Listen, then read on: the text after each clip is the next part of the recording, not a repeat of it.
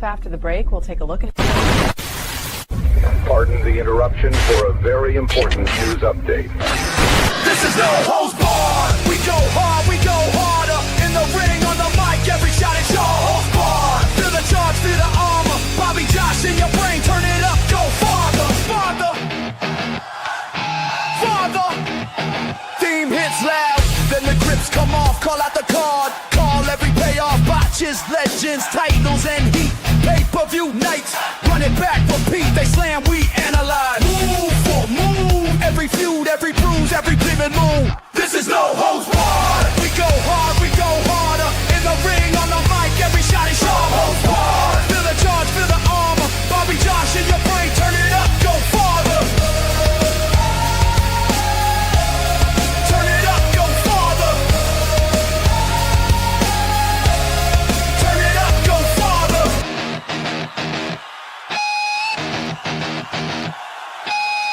No script, just true. Every jab breaks through. From the bell to the brawl. Name the show. We want it all. 1,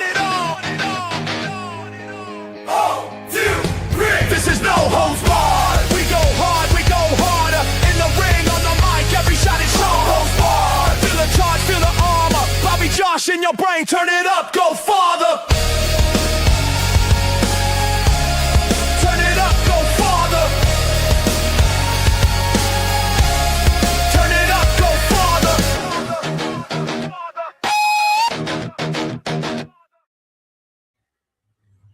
All right. Good afternoon. Happy Super Bowl Sunday, everybody. Welcome to a new episode of No Holds Barred Wrestling Podcast here on FTSN.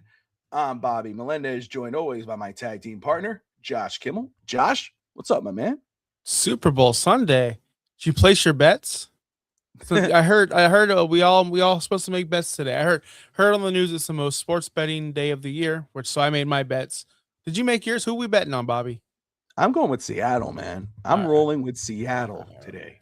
Man, I'm ashamed to say this as a Miami Dolphins supporter. I put my money on the Patriots money line. Shame. And I took the over and Drake May. I remember telling you in the preseason, or at least early on in the season, Drake May is a superstar and he's inevitable. I remember telling you this. And you're like, really? You guys really think that? Yes, Bobby. And it's just unfortunate that the rich get richer and the teams that we like stay where we stay, which is down in the dumps. Speaking of the dumps, we watched a show called WWE Unreal Season 2. We're going to review it. Yes, Bobby. Yes. We're going to review that show today from episode 1 of season 2 to the climax where Brock Lesnar is shown. Get everyone clear, Gorilla. Gosh, man, the dramatics of this show, the storylines are great. They captivate you, but it just leads me to believe, which we'll get into every single topic today. Do they write storylines for this show alone? Do they try to create moments for this show alone? Because I'm starting to get that feeling when I watch the show and go, wow, they did this storyline to get this moment for their reality TV show. I'm starting to think that way. I don't know if you've got that vibe. I know you probably enjoyed it. Again, easy watch. The hour shows, they go by so fast because I'm interested in the topic. Very good, very good, well-produced show, very good show. But from a fan perspective, I'm like, I don't know, man. Something's fishy, Bobby. That's all I can say. Something's fishy. So I do think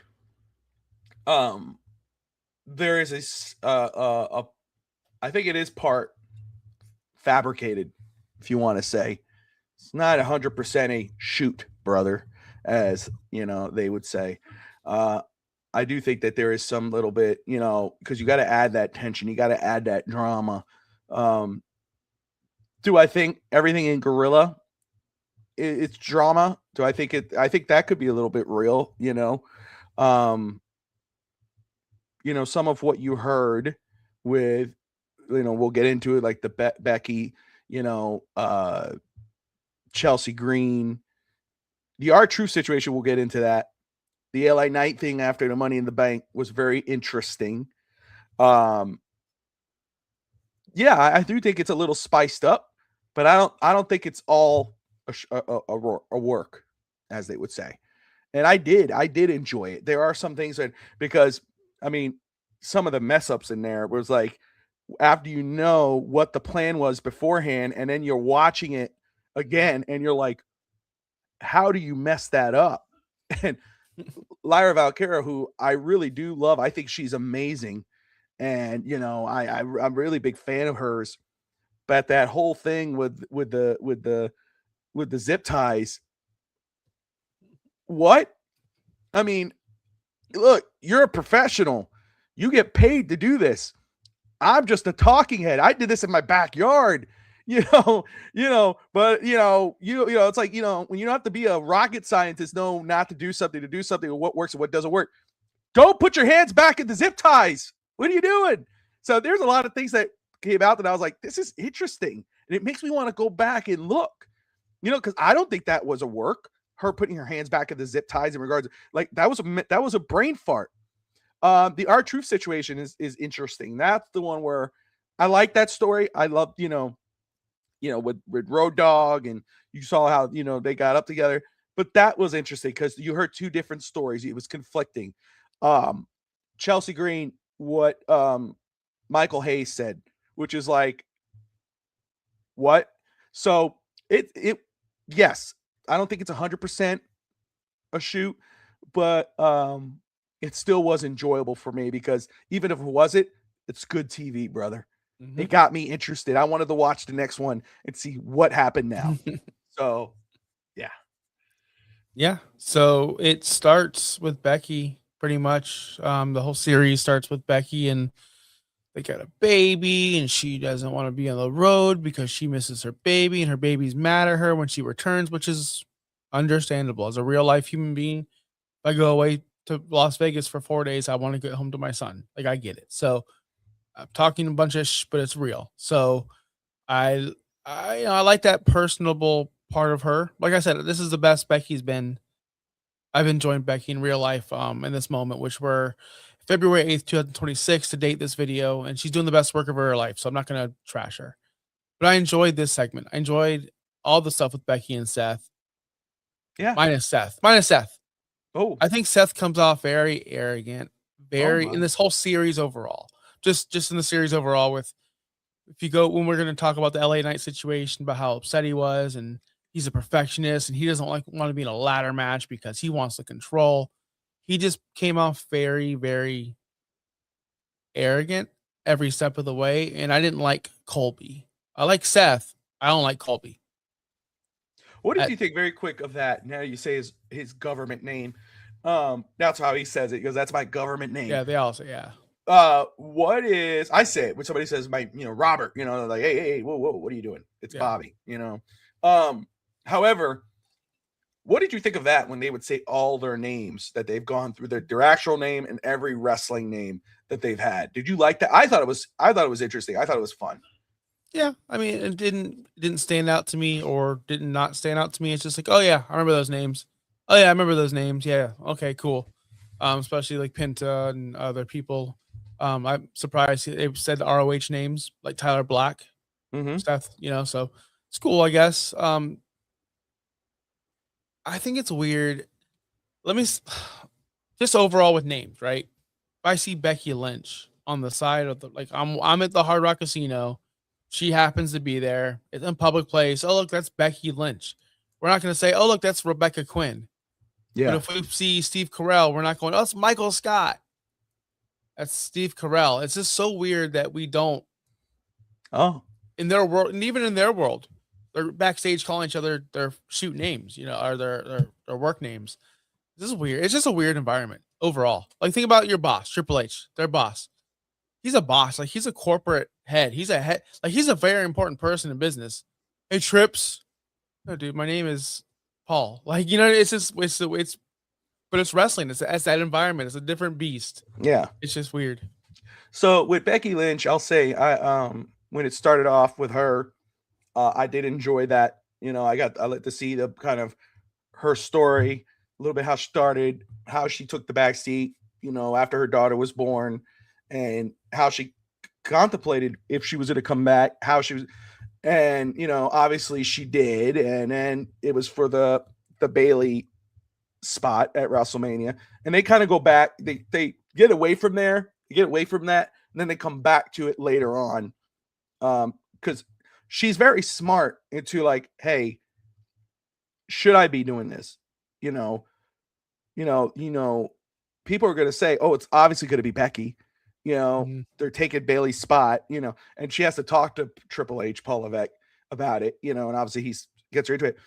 But as one of the interesting things she says, in this doc, which I think has changed up a little bit now that we're February 8th, because I saw recently that her and Seth both said there's no plan on retiring, but she did say in this docu-series that this is her last contract, or could be her last contract, which I found very interesting because she doesn't want to be away from her kid, but now her kid's always there. She's behind she travels with them. What do you think of that? Yeah, I noticed that, man. When she said this is my final contract, she said it. There's no going back, and it might be wise for her. Look at AJ Styles, right?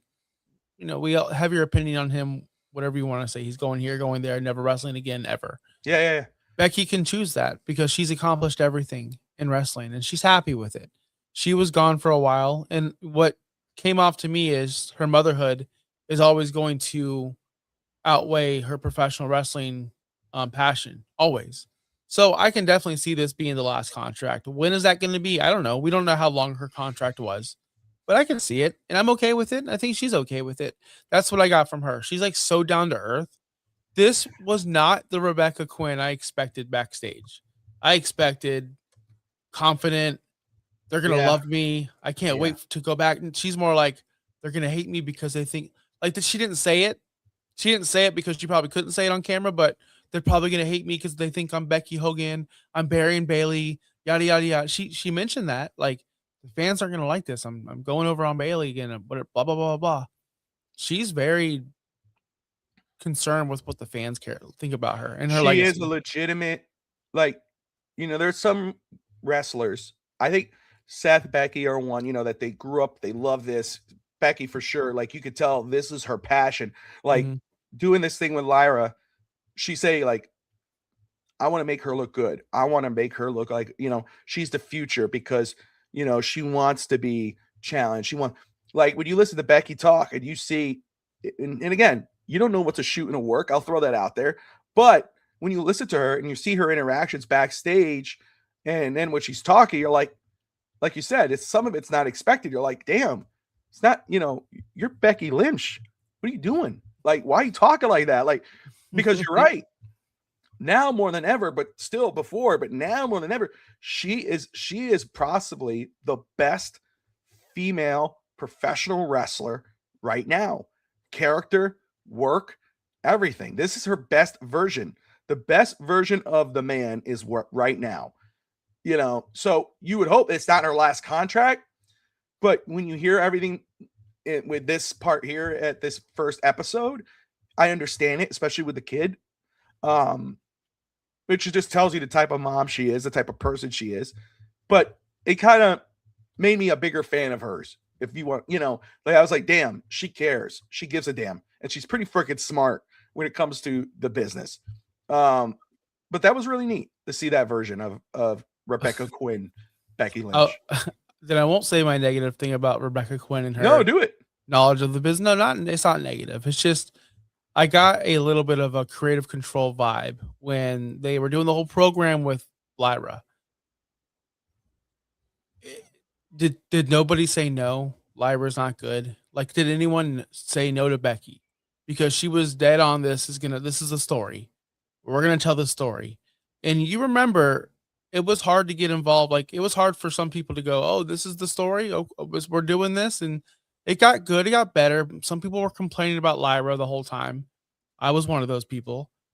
And then eventually Lyra kind of got over. Then this whole SummerSlam thing happened. The whole debacle happened. Then she's buried. Now we know why she's buried. Now we know why she didn't get elevated. I believe it's because of the SummerSlam spot. because of how disappointed they were backstage and how disappointed she was in herself and how non-confident she is. She's like, she has the least amount of confidence in any pro wrestler in the history of the world. Honestly. And I mean, she's great. She should exude confidence. She should be, I'm that bitch. She should be Jade because she's the most athletic in the ring. She performs the moves crisper than any other woman. Like she's like a Bret Hart in that ring. She's very technical. She's good. She can cut a decent promo. She's not horrible. But when you hear her backstage in this, what you see her face when she's in this whole series, she comes off as I have anxiety. I'm not confident in what I'm doing, and I'm not good enough. So it's like, girl, you are. Yeah, I'll tell you. I like that. How we kind of segue there. We'll stay on that. Yep. Because, I like seeing her portion of it, her story. How she grew up, idolizing Becky Lynch and, and how she worked with her. She came off as authentic.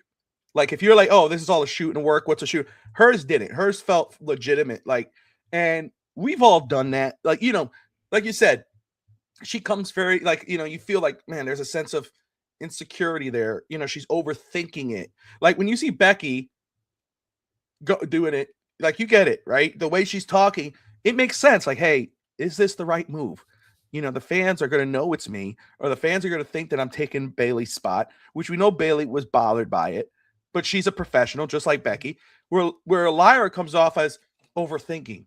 It's like, you don't need to. You're good in the ring. You're great. Phenomenal shape, phenomenal look, phenomenal character. You come from a good background. You're not a bad worker, but she's overthinking it. Like she said that part, and I'm like, honestly, I never noticed the hand thing. I never did until this show. I didn't see that. Maybe I looked away. Maybe I wasn't paying. I never noticed the whole thing with the hand. I swear to you, I complained about that for weeks. Never noticed it until watching this show. I couldn't believe it. But my thing is, when you listen to her, and like, I understand her point, when she's like, did the camera catch it? Like, what if fans weren't paying attention, at one point, and all of a sudden they see the hands are free, and wait, how did the hands are? But my thing is, that's reality. It happens. Things happen where, oh my God, you're free. Why would you risk putting your hands back in, and it just, the whole match based off that one incident, that one overthinking, you overthought it, that one thing, you screwed up the flow of the match where nothing worked. And you see TJ, right? TJ, I'm trying to remember his, he's the producer of the match, Natty's husband. He's there, and he's like, okay, and he's talking to the referee, saying, hey, okay, next we're doing this, next we're doing that. And he goes, what is she? Okay, she's gonna go in the ring now, we're gonna lose it. She's gonna go ahead and cut them off, because that's what they were supposed to do. And she comes out and she still has them. He's like, what is she? Okay, it's done. Okay. It's like, damn, it's just, I feel for her. I get it. She comes off as the most authentic person in this thing when she's talking. As a person, I'm a fan of her, but yeah, you're more than likely right that this is probably what got her to fall off a little bit and take a backseat, because she was on the rise before this match. Mm-hmm. Well, can I add to that? So critical thinking skills, right? Critical thinking. If I did see it, it was plain as day. I think the majority of people say, what's going on, Justin, saw the whole zip tie situation. Critical thinking skills are lost in America and society, in the world. That goes along with pro wrestling too. How many, listen, do you think, and I'm going to answer this like the most positive or the most genuine way you can. Do you think when Taker was beating up The Rock, like in a brawl over and over and over, or Mankind was there hitting people with chairs or getting hit with chairs, do you think there was Vince in the back? Okay, hold the headlock, hold the headlock, hold the headlock, hold it. All right, let go. All right, now look to the left. All right, tell him to keep selling. No, they acted on instinct. They knew what to do in the moment. Whereas everything is so pre-produced, and you're going to do this, and everyone's going to have earphones, and everyone's going to do this. And So Lyra is a product of the training where there's no longer critical thinking. If I just tie my son's shoes every day and do it for him every day, he'll never learn how to tie his shoes or Bobby, whenever the shoes get untied at school, he'll never have the skills to retie them because he doesn't think, oh, I can do this. Same thing with these people, all the wrestlers. Everything is step by step, and we've seen that on the show. Look at the Gunther when he was choking out McAfee, which we'll get to later. It was like the whole segment was just hold it, time to hold it, break it. Gunther should be able to feel from the fans what to do in that situation. Should I keep holding? They should all know. She should know in the moment of, oh, shit, time to improv. I broke free, yes, right, or something, and then we can move to the next spot. But they don't have critical thinking skills anymore.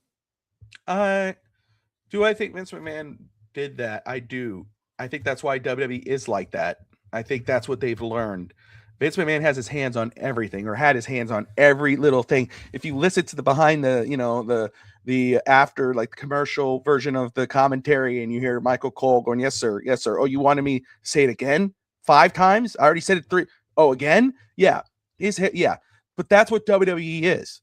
Like, to me, that, I don't know what AEW does. I know they have producers, but I don't know if, the guys in the referee say, but, like, I get it. Yes. In an indie show, Josh, it's you and me.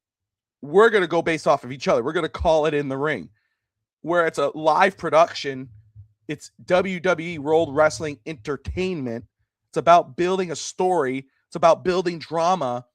I get the guy in the referee's ear, Parker or whatever, going, okay, tell him to hold it. All right, now. He's free up. All right, drop him again. Bam. Now finish it. We have the drama. We got it. It's the same thing with the, we're not going to jump. We're going to get there. But you brought up the Gunther thing, but the LA Knight situation. They talked about it before, and they were talking about as it was happening, what was supposed to happen. That scenario would have looked, if they would have done exactly the way Paul Levesque and Abyss would have planned it, had it planned, it would have looked amazing. LA Knight, despite losing, would have looked like $1 million. It was meant to make both guys look great. Seth Rollins is coming up. LA Knight's coming up with him. Knocks down LA Knight, or LA Knight knocks down Seth. Oh my God, here comes LA Knight. He's going to get it. And then Seth jumps back up, which Seth would. LA Knight, and then, oh my God, there's the heartbreak. But you saw, wait, where's LA Knight? Sitting there on the freaking thing, chilling out, killing the moment, which we'll get to. But that's what I'm saying is, like, yeah, there's critical thinking, but anybody in that situation with Lyra, because she's going through the process of what happened, if she would have had it in her ear, or the ringing out of the ring, the referee would have known, hey, just leave him off. Okay. No, but she had to do quick thing and go, what if the fans didn't see that happen? Let me see if I can sneak my hands back in. This is not theater. You're in the ring. You have 1,000 cameras on top of you. You don't need someone to tell you, don't do that. That's a personal thing, not they're in an entertainment business. I understand the production. You have directors, you have writers, you have producers, they're actors, they're athletes. That's a part of it. That was a Valkyrie thing. And I hate that for her because I'm a big fan of her. I really am. I think she's great. And I hate that for her. But I was like, what a brain fart. What a brain fart. Oh, also, before you move on, her hitting the cameraman and apologizing, forgot about that moment in real life. So way to bring that back up, making her look like a jabroni. Let's jump. We're going to get into the LNI thing. We will. We'll round about to that in a second. I want to talk about another top female star that I thought it was really cool. Kind of get her story, which was Chelsea Green. What do you think of it? What did you think of Chelsea Green? She's the most humble. We said that Lyra's the most genuine person on the show. I think that's a lie. Chelsea is. She's the most humble, and genuine person on the show. She understands that everything that she has is from pro wrestling, and she's grateful to be in her spot. She's grateful to have a spot, That's fair. and I like that about her. Although I just wish she would speak up a little bit. You know, my supervisor at my job told me once, like, if you're unhappy with something, you know, you're just gonna stay here forever unless you speak up and do something about it. And Chelsea needs to speak up. When Michael Hayes said what he said, which, to be fair, Michael Hayes is the only level-headed person in creative by far. The rest of them are all complete morons. I will say that. I hope we get to talk about Road Dogg and his idiocracy and everyone else. But P.S. Hayes is the only one that came off as like, yeah, he belongs in creative. He should be there. He knows what he's talking about. So when he said that about Chelsea, I get what he's saying because she doesn't have that superstar look like a Tiffany Stratton or Jade, but she has the drive and the capabilities and the charisma to be there. So to say that she's never going to be world champion or she's supposed to make other girls look good, she is supposed to make other girls look good, but also make herself look good as well. And she did come off looking great in this show. She always does. She's a professional. Oh, I said this. I was watching it. I mean, she's one of my favorites. Legitimate favorites. Like I'll always root for Chelsea Green because of everything you've said, and what Michael Hayes said about she is not built to be the Charlottes and the Beckys, and she's meant to make those stars. She's the one who you put against to build up. At first listening to it, I was kind of like, that's effed up. You know what I mean? Because she is damn good. I mean, they showed the Penta match, which a lot of it's Penta, but it showed, but we've seen even before we knew of that match or saw that match, you saw some of the spots she was taking, putting herself in, and she said it out loud. Like she goes, I'm never going to complain about throwing myself in garbage or doing this because that's giving me TV time. I don't care if I have a 30 match or a 5-minute match. It gives me a spot. She is that person. That's what makes her great. And then on top of that, she's good in the ring. She's a great character. And like you said, she's humble. She knows how lucky she is to be in this position she's in. When Michael Hayes say that, at first I was kind of like, damn. And then I went back and Chelsea reacted to that. And she said, she's like, I'm paraphrasing, I don't have it in front of me, but she said, I always accepted that was kind of my role. I understood that was my role personally, but I never heard it out loud. And that bothered her because she was like, I don't want to be limited to one spot. So I don't know what's a shoot and a work in regards of that. But the more I thought about it, the more I got it. Like, can Chelsea be the world champion one day? 100%. She will. I think she should, and she will be one day, be in that spot. But she is, because she's that damn good. She could put someone over. She can make that next big thing the big thing, because she's that damn good. She's that type of character.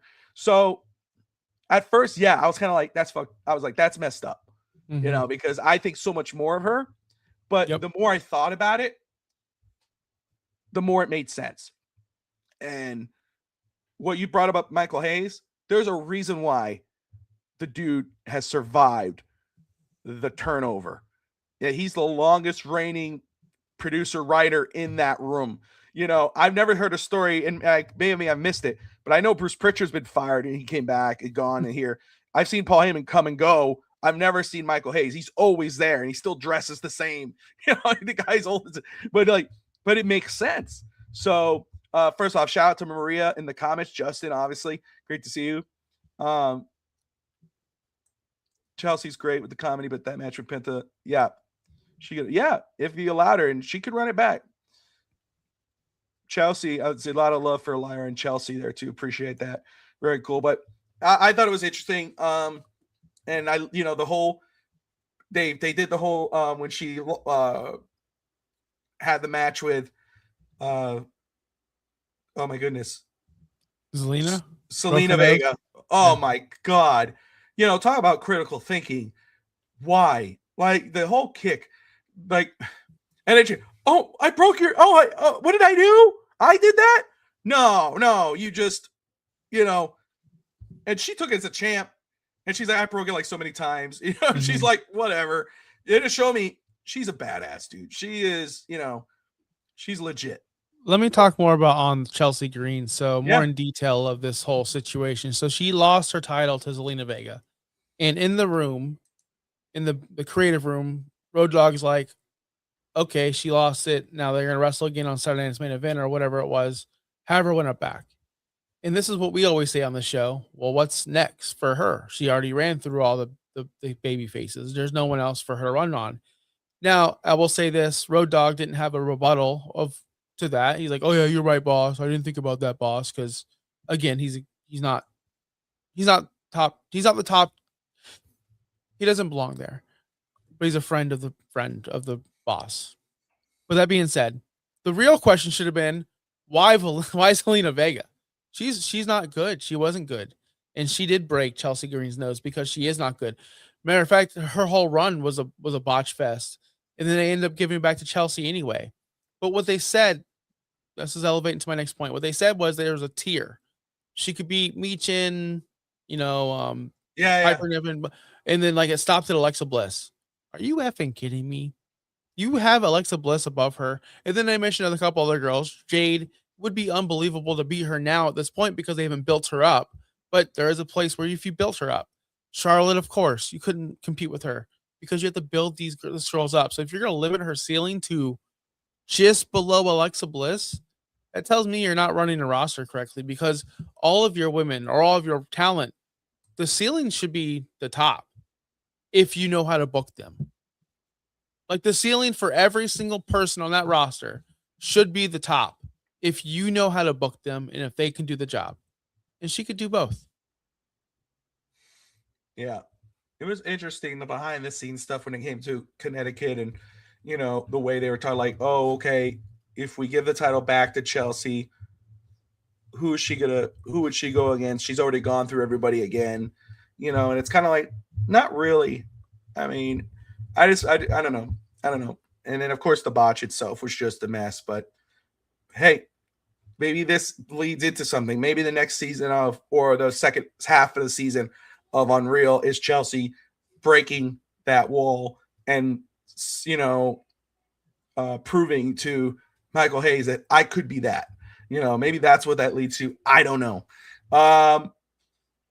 Let's get into Penta, you know, which was really cool.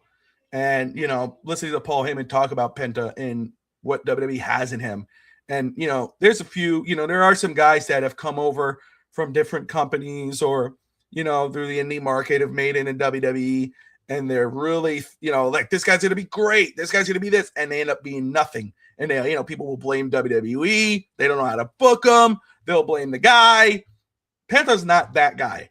Penta's a guy who's come in and lived up to expectations, but also WWE has made look like $1 million. This is a guy that no one would really be surprised if they said, hey, throw one of the top belts at him. Let's let him lead, you know, because you know the passion, you know the fans are behind him. He truly could be the next, you know, what Rey Mysterio was, but a cooler version of it. Because Rey's great, but Penta's cool. Like, he has it all, but his look, his gimmick, his presentation is really cool. And I love that, you know, you get to see him back home training kids. You know, he explains to you his catchphrase, why he says it. I really love the stuff we got to see from Penta. What were your thoughts on Penta? Yeah, Penta came off as a super awesome guy. You know, you don't really get to. That's my thing with luchadors in general. You can't connect with them with their mask, and he explained the you know what a luchador is and the identity and why it's hidden. He came off as a like, oh wow, your goal the entire time was to make it to the WWE. You weren't just some kind of indie guy who were friends with the Young Bucks and just try to get a job. Like, it's cool to see he had ambition and he cared about the business. Because you know these days, do they just want to wrestle with their friends or do they want to make money and make memories? And he does want to make money and make memories, and he's doing a good job. And his daughter in the crowd, that was cool while she was doing the strut with him as well. You saw the human side of Penta, which sometimes it's cool to see behind the scenes stuff on like guys like him, like with the mask and the face paint. He's a creepy dude. But let me tell you this, Bobby. They've been trying to find that next Rey Mysterio. They've been trying to find that person for a very long time. They went through the guy with the guy with the trampoline. El, you Sin know who I'm Cara? talking. He's gonna do lucha things, right? Sin Sin Cara Cara? or the other, yeah, Sin Cara. They went through Dragon Lee. They've gone through a bunch of guys. They found it in Penta. He's got everything. He's got everything. So he's gonna be around there for a long time. I wouldn't expect like championships, but high level matches. He's gonna be featured on shows because the pop, the fans, the interaction, the kids, the merch came off really good. Yeah, I really did enjoy listening about Penta's story, watching his interactions, how he taught in the ring. Um, it came off really cool, and I'm just excited to see where it comes off. And then even listening to Paul Heyman, who is an on-screen character, but you see how important he is backstage, behind the scenes, and what he tells them about Penta, like, when you see him come in the ring, the pop, that matters. When you see he's down and out and he slowly gets back up, what's the crowd doing? How are they reacting when he's coming up for that second wind? And it gives you a perspective from behind the scenes. And obviously Paul Heyman being one of the smartest, guys in wrestling, hearing his thing and kind of taking that in, and then you see it live and then you start to understand it. It was really cool. And that's why I really did enjoy watching the Penta segment in the episode, just because it gave that version of it. Naomi. This was cool, kind of seeing, again, obviously the backstage stuff behind the scenes, but they touched on the whole Naomi Sasha Banks. Who? They Sasha said Banks. the name. They said the name. They said Sasha Banks. They said the name. They showed her, they showed her. Wow. They touched on it. Well, I was, when I watched it, I was like, I want to know Josh's thoughts on this. Like, what were you thinking when you watched it? And what did you think before? And now what do you think after seeing what they were talking about? So, first off, the reports that I remember, I wish they told the truth about why she walked out.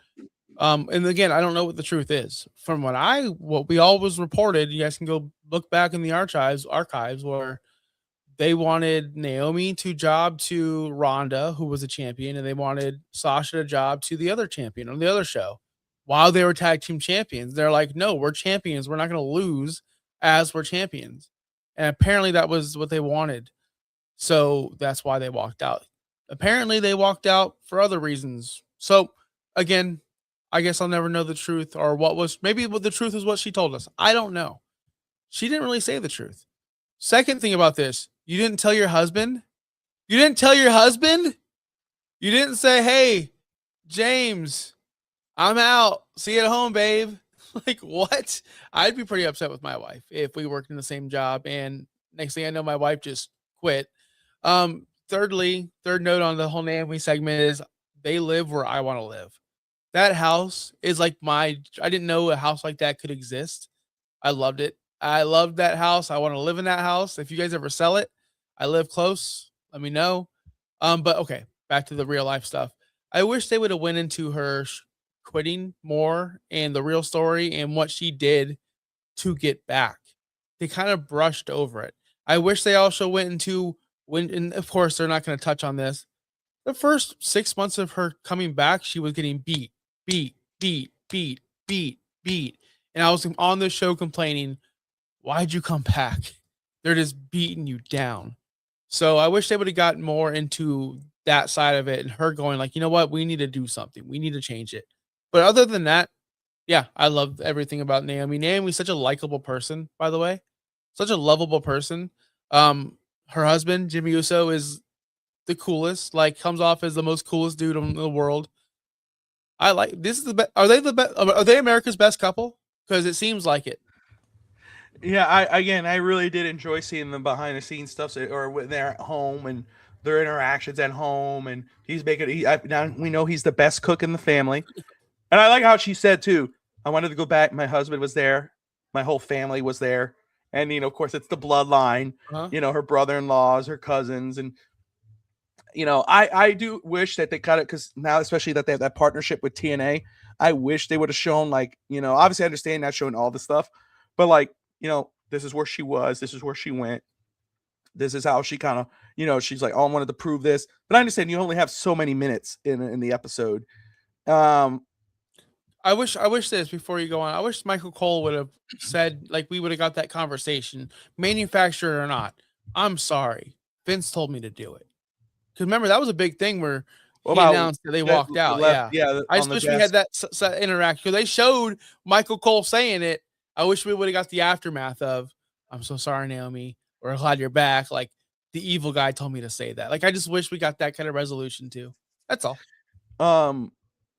What was it? Who was the head of creative then? It wasn't Triple H because he said I wasn't in charge. Who was the VP of it? Who was the It was Vince, right? Vince was the head. No, of no, creative. no, not head of creative. What Triple H was? Oh, it it was was Lauren. JR. It was JR. Well, Wasn't there then? Was it the other guy? Laurinaitis. The one. You're Laurinaitis. Yeah, they That's who put it the was. belts on Laurinaitis' desk. They didn't want to say his That's name, who but it it was was. Laurinaitis. Yeah. Because they kept saying that guy, and that's what I Yeah. was trying to remember. Because they could have said Jim Ross. I'm sure, maybe not, because he's in AEW. There was there's many conflicting stories. I guess I'll take her story as truth, so she was the one behind it. But I'm with you. I wish they would, but I did like how they went with they talked about her heel turn, how she grew into that, showed the win and how it was going to go down. And one thing that stood out to me, obviously, how everybody was so excited for her. Mm-hmm. Making winning the championship, all that. But before then, which was really cool, seeing everybody so happy. Nia Jax was going crazy after her win for the title, the cash in. That's awesome. Yep. What I thought was really interesting and really cool, Lillian Garcia. We only see her as a as a ring announcer. We never think of her behind the scenes. But that little Naomi, Lily calls her Lillian Garcia. That stood out to me. Which was like, you deserve this. You've earned this. Everything you've been through, which it was the Money in the Bank win. And you see Lillian Garcia is going to break, start crying. And you're like, I love that because it gives you an insight of their relationship with everybody, everyone's relationship. Like in front of the cameras, you don't, oh, does she really interact with Lillian Garcia? Does she really talk to this person? No, behind the scenes, these people are all a family. I thought that was really cool. That was one thing that stuck out to me in that whole Naomi segment. Yeah, that was good. That was a very good human. Yeah, everyone was super happy that she won. Because I think it's that moment of you got back and you earned this. We were beating you down for 6 months, teaching you a lesson, breaking you down, and now you finally deserve it. So yeah. What do you think about her packing all the stuff in the briefcase and Triple H is annoyed? Or did you clear that all up? The caution thong or whatever it was. I thought that was funny. I always figured they put stuff in there. I mean, I don't know why she had to clear it up. I mean, unless they just take it all back. Maybe that's why, because they take it and they put it in their quote unquote Hall of Fame museum or whatever. But I thought it was funny, and then Jimmy puts the little toy in there and so he could be close. I really came out liking Jimmy, who saw a lot more too after this. I was like, yeah. I would really like to see like that. That's these shows make me go like, I'm more interested to see them. Like when I see the behind the scenes stuff and I see how hard they work for it, I'm like, I'm wishing for them to succeed because I know what it means for them behind the scenes. Like it makes me appreciate Becky Lynch more. It's making me root for Lyra Valkyria more because we know the F up and what she's been through. And you hope she gains the confidence to stop overthinking everything.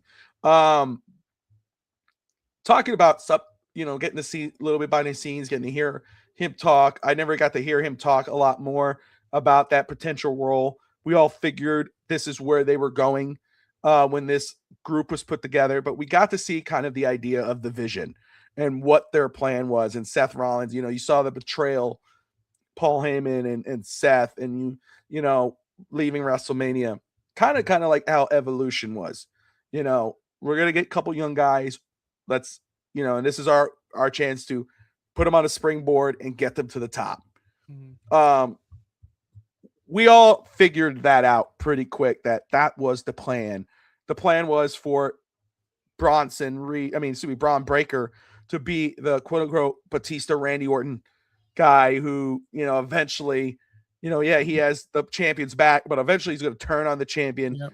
beat the champion, and become the face eventually. Of course, it was a shortcut, or things don't go as always you want it. Seth got hurt for real, and now it's kind of detoured where now Braun Breaker did not win the Royal Rumble.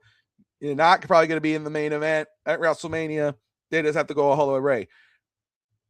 I'll tell you one thing I liked was listening to Braun Breaker talk at one point, and even Bronson Reed. But Breaker at the beginning, when he was like, he said, I want to get to a spot where they see me as a John Cena, Seth Rollins, a Roman Reigns. I want to have that role. I want to be one of those type of guys. That stood out to me because he wants it. It's in his blood. It's in he grew up in this business. He understands it. But he has a goal in mind. He's not here to be a mid card. He's not here to be a guy at the beginning, top of the show. He wants to be the main event. So that was really cool to see. And that was the same mindset that Batista had. That was the same mindset that Randy Orton had. So that was really neat to see and to go, okay, this guy gets it. Bronson Reed was another one. You and I are both big fans of Bronson Reed.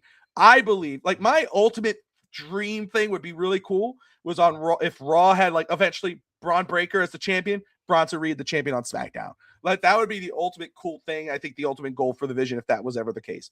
But Bronson Reed was another one who was like, and it showed him dominating Seth Rollins in little clips here and there.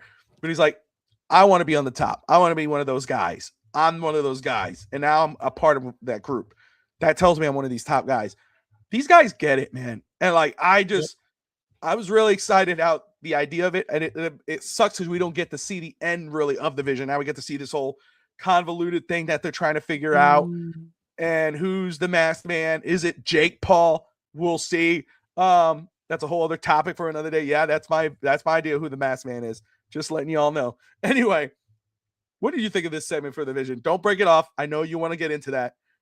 Hold it. Talk to me about the vision. Yeah, the vision. It's cool to see the young guys get it. That's what this show's all about, is showing behind the scenes and what these people want from the WWE, what their vision is, what their career is. And Braun Breaker and Bronson Reed. Bronson Reed's the guy who got fired and had to come back and establish himself as a top guy, whereas Braun Breaker was just fed to the system because of because of who he is and his family. But it doesn't matter. He still has the same drive as a guy as a Bronson Reed, who doesn't have the same privileges. So that's what it showed me about Braun Breaker. When they told him, hey man, tonight you're gonna cut off Roman, you're gonna spear him in the middle of the ring. He's like, really, me? What? Like, he was genuinely shocked, like, all right. And he wasn't intimidated. He wasn't, no disrespect to Lyra, but going, oh, what if I miss my spot? Oh, what if this goes wrong? We didn't see that. I love how they protected Braun Breaker. We didn't see the anxiety side. I'm sure there is some, right? You're not human if you're not nervous every time you step out there, but we didn't see that from Braun Breaker. We didn't hear the, oh, I hope they're going to cheer for me. Oh, if I hit Roman and reveal myself are they going to cheer for me? Like, we hear that from every other person on the show. I love that. They kept him still special on the show. They kept kayfabe alive on this one. They protected him. They protected him. And but that seems like who he is. He doesn't seem like a guy who's gonna let that out. Everybody has it, right? But it seems like he's also smart enough to that too. Whereas, like, I'm not one of those guys. I'm not gonna go and tell you like, oh, no, I'm aiming to do this. This is what I'm doing. Woof, woof, woof. Maria, don't be derailing the show. Seth Rollins is under the mask. It's not Seth Rollins. And again, not the same shape, not the same maneuvers. Maneuvers. The maneuvers. We're gonna let me get through this because I want to get through this pretty quick. And we'll go Jelly Roll. There are some celebrities who come in and out of WWE, and some of them, you're like, they should never touch it. WWE, I understand the celebrity aspect of it, whatever. But then you have, the Logan Pauls who came in, but he stayed. Bad Bunny, who's performing tonight at the halftime show. Jelly Roll. Seeing, listening to him talk, watching how he working with Prince Albert and, all those guys and putting in the work and sweating and busting his ass. And then they showed the match, which we all saw and we talked about. It was decent. It was good. Made me appreciate Jelly Roll a whole lot more and makes me appreciate WWE and how they work with their guys. They're not like, just go in there and do something. They're like, no, we're going to put you through this. We're going to put you through a camp, work your ass out, put you through it, see if you could deal with it. And it will be either a 2-minute match or we're going to put you through something. It worked out. I did enjoy this. And, like Bad Bunny, Jelly Roll could have another kind of celebrity match down the line because he knows what it takes. This was the best part and the most realistic part of the show, where I forget and you hear my fire alarm in the back. I'm going to turn that off after I make my point. So make my point and walk away. When he was hurt and he went through the table after the moonsault from Logan Paul, they're all celebrating in the back. Woo, he made it. Jelly Roll he was scared. He was nervous. Is it going to hurt? And my PS, everyone's like, oh, this is a back. You're not going to feel it. PS Hayes, again, the most realist dude. Told the truth. Like, yeah, you're going to have the wind knocked out of you. Yeah. So you won't feel it today, though. Yeah. You'll feel it tomorrow. Like, damn, yeah. All right. But when he's faking, when he's selling the injury, walking down the aisle, and then I forgot he's spoken with someone going, okay, this is the moment. Either they're gonna pop, or it's gonna be crickets. Like, this is gonna know when you're over. And when he turned around, I remember when he turned around, we all saw it coming, Bobby.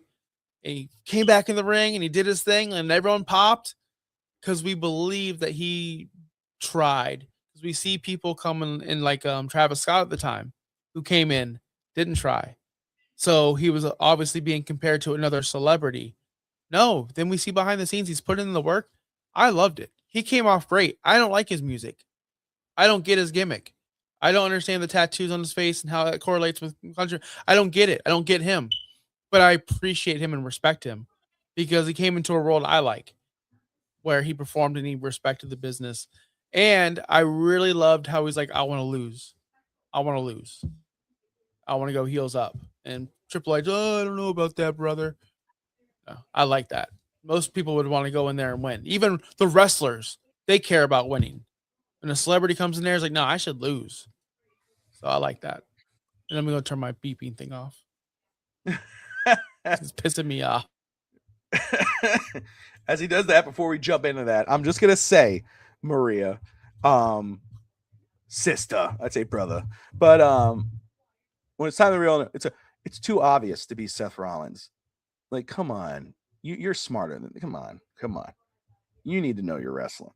It's too obvious that it's Seth Rollins. Even Paul Heyman, it's Seth Rollins. It has to be Seth Rollins. It's Seth Rollins.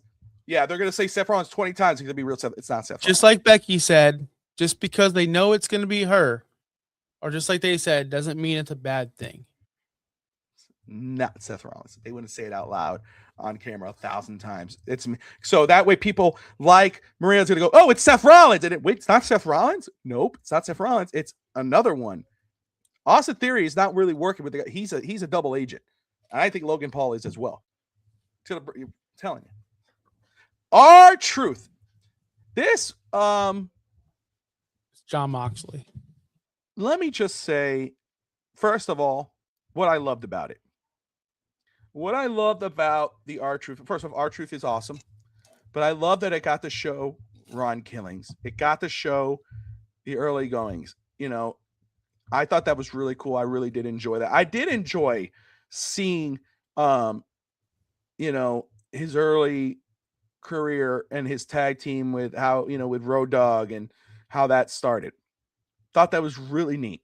Mm-hmm. The miscommunication, where they're like, hey, your contract is going up. we're not going to resign you. I think that what was said. And so he took that as, oh, I got fired. I'm fired.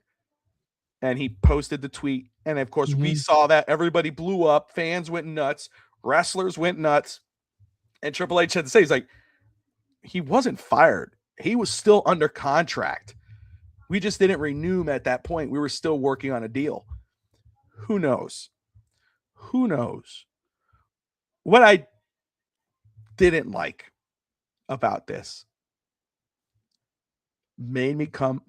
came out of it feeling a certain way about a certain guy.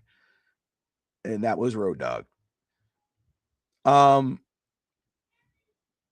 You would like to think that the guys that they put in place to call the plays and write the stories and what for someone so in their feelings, like I understand, hey, Josh, you're my buddy. I'm going to look out for you. I'm going to have your back during meetings. But this is a business, you know, shit's going to happen. I would say, give me the chance to talk to the guy, but I'm going to cry. I'm going to do this. You know, I don't know.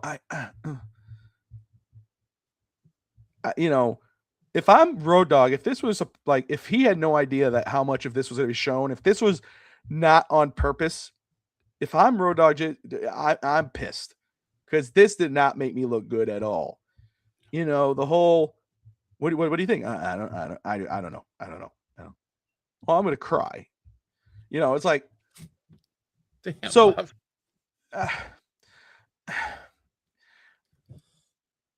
love R-Truth and Road Dogg, fan of his, but this did not make Road Dogg look good at all.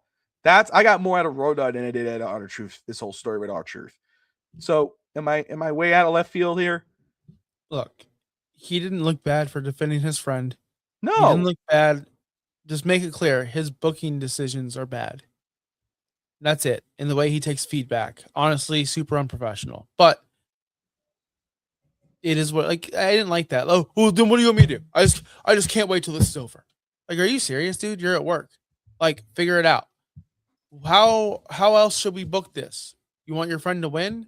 Oh, now you want your friend to cut his hair for what reason? Because why? Like, what is the purpose of this? And he just throws a fit about it. I don't know if that's what you're referring to, but yeah, that made him look extremely stupid and bad, but emotional. He's just an emotional person. You saw that. That's what I got from Road Dogg, is he's just an emotional person. And when you're talking about your best friend that means a lot to you, he gets emotional. I'm not going to put that against him, but don't let your emotions get in the way of your job. And it's not fair to him because they all do it. They all have their favorites. They all think that Triple H has his favorites and Bruce has his favorites. And they all get emotional for their favorites. I guarantee you they do. It just wasn't shown that way. It was shown to make Road Dogg look emotional and human, but it came off looking bad. I think that's what happened. They tried to go, oh, we're going to bring a human element to this world so the soccer moms that are watching with their husbands can get attached to this guy. But the guys who aren't, newsflash, WWE and Netflix, no one's watching your show that's not already a fan of wrestling. You're not getting a new audience for this. You're just getting the wrestling fans. And we go, damn, Road Dogg, you're the guy who said suck it all the time, and now you're just crying? I'm going to jump to, because State with another thing for behind the scenes, because this was another one where it did not make somebody look really good. Bruce Pritchard. So, yeah. So, nothing. Pat McAfee, again, he's another guy, quote unquote celebrity, you know, obviously NFL kicker, Indianapolis Colts, but he's a guy who takes it seriously. Like, he knows, you know, he puts in the effort, he puts in the work, he puts on a show. He's a great character, great, you know, fun commentator. So this is not against him whatsoever. And Gunther is freaking legit. Like, you know, hearing him behind the scenes, you can tell he's serious. He takes this seriously. He makes people look like $1 million. Look what he did with McAfee. But one thing I loved was the cutbacks to Connecticut and the writers' room and Bruce Pritchard, who, I do enjoy listening to his podcast whenever I can put it on, but I know a lot of it's BS. It's protecting everything. But when he says, and you could clear it up for me because I don't have it all for everybody. When he says like, if Gunther goes over, it's too obvious. Maybe McAfee should pull the upset, basically. And then this unknown writer who I have no clue. Everybody supposedly is a VP of creative writing. I don't know how many VPs they have of creative writing. Who's in charge of who? Because every guy I saw was VP of creative writing. But this one guy says, I can't make sense of Pat McAfee beating Gunther here. Gunther just came off something really big, and then he's supposed to turn around and lose. And then we're supposed to, after he said, I'm going to take it serious now, he's supposed to lose to Pat McAfee. And what are we going to do? Have McAfee sit in the commentator saying, yeah, I beat him. And, you see everyone kind of in a dumb silence. And all like, that one writer saved this match. Because even when McAfee lost, he still looked good. So that came off better than what it should be. Because if it had gone Bruce Pritchard's way, it would have gone exactly the way the writer said it was. He hit the nail on his head. What were your thoughts on McAfee in that situation?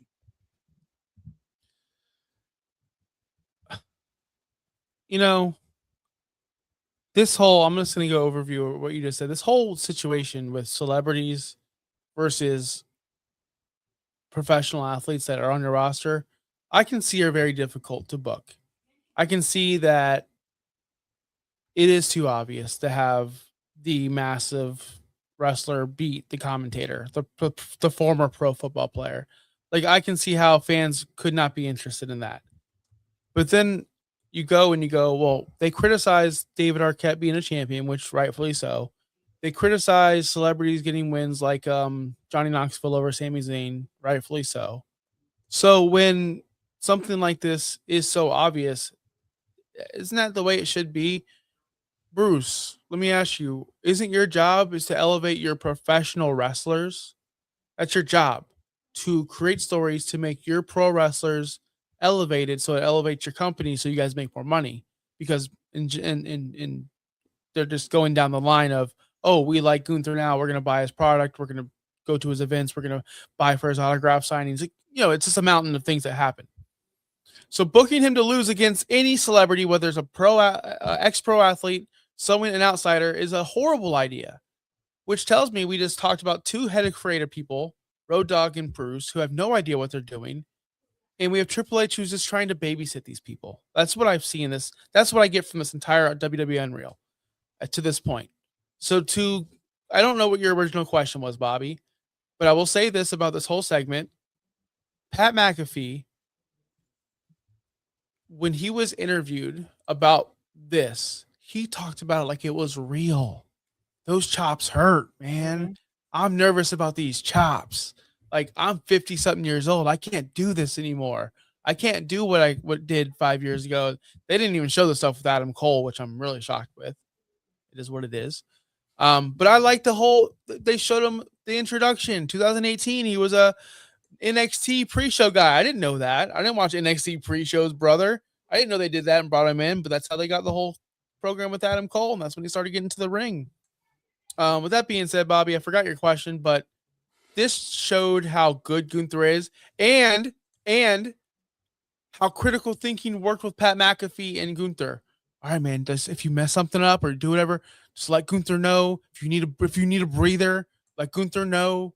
He could work around you. He's good. He's going to protect you.